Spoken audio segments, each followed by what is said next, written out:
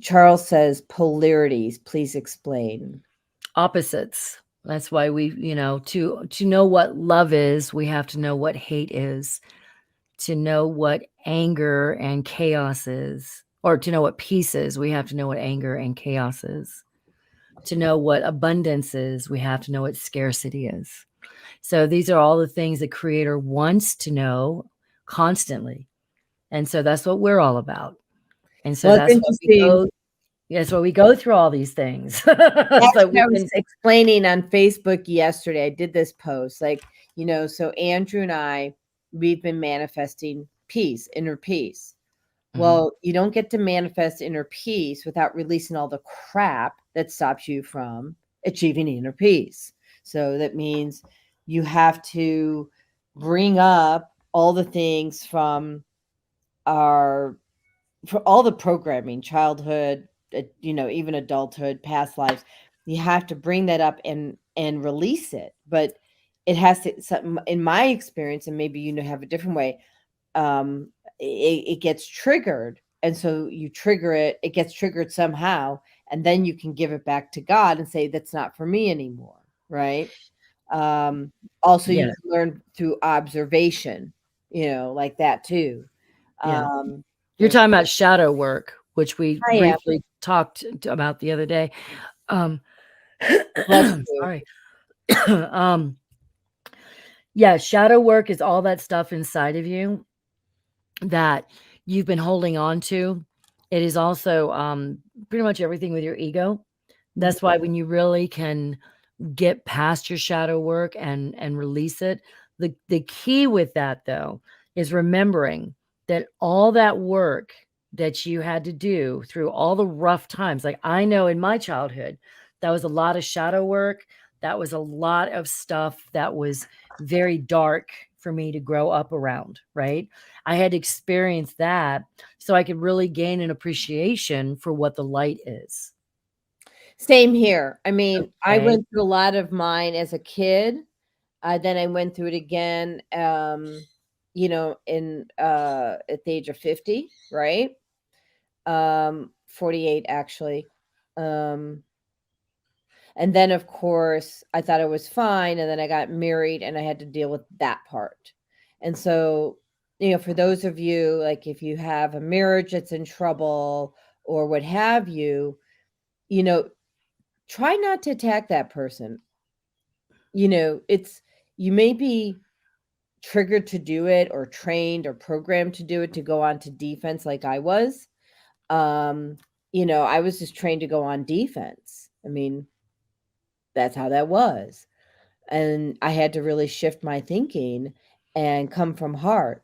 And it was interesting because Fagala, um, you know, my supervisor, who's going to be in here shortly, he's been telling us for years, start with heart. Mhm.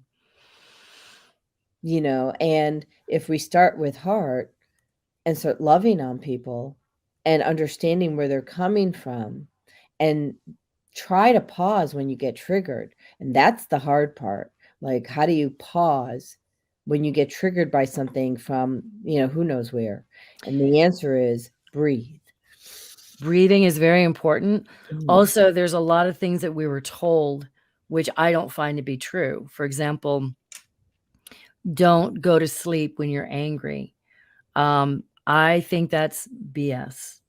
My grandmother told me that all the time when I was growing up, but it doesn't work like that because, you know, people will get into these arguments late at night about something and then they fight all night long and they still don't resolve it. And they can't resolve it because they're too tired and they're too wound up. And then the next day they can't go to work or they can't really function.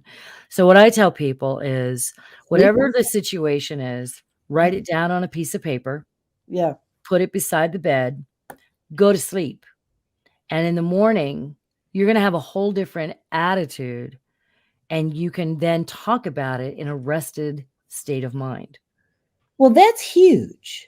It is huge because a lot of people will fight all night long and then, I don't know it's anybody just who does that. yeah. So that's an Are you important laughing at me, Miss Gina? thing. No, it's just we've all done it. We've all done it. So, I mean, I had big fights like that certainly in my 20s and 30s, that's for sure. But, I we just didn't waited know. longer to do it. Yeah, I wanted to show off that I could do it when I was older. I didn't know when you grow up without good role models, you don't know. So, yeah, that's very, very important. But there's other things too, Well, Charles, he says scripture says, "Don't let the sun go down on your anger."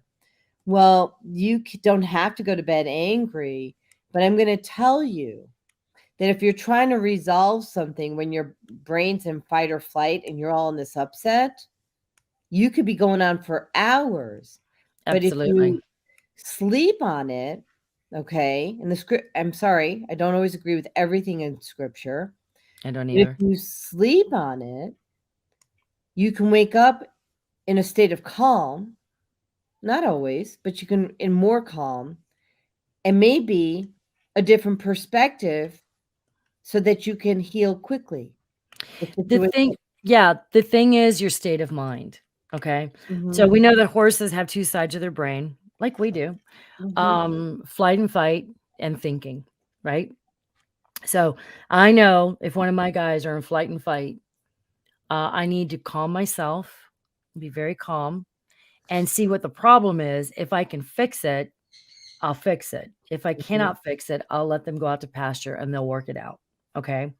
Um, when we kind of do the same thing, when we it's like even if you're having an argument and you need to go out for a walk, clear your mind, you know, get some sleep, take a nap, take a shower, you the know, shower is huge, the walk is huge, the sit and nap listen is to some huge. music, Mhm. all those things, Shifting it changes your energy, state yeah. of mind, and, I mean, your state of mind is something that people don't even realize how powerful that is because, um, that's what I teach people to do, is to go into different situations with a different state of mind.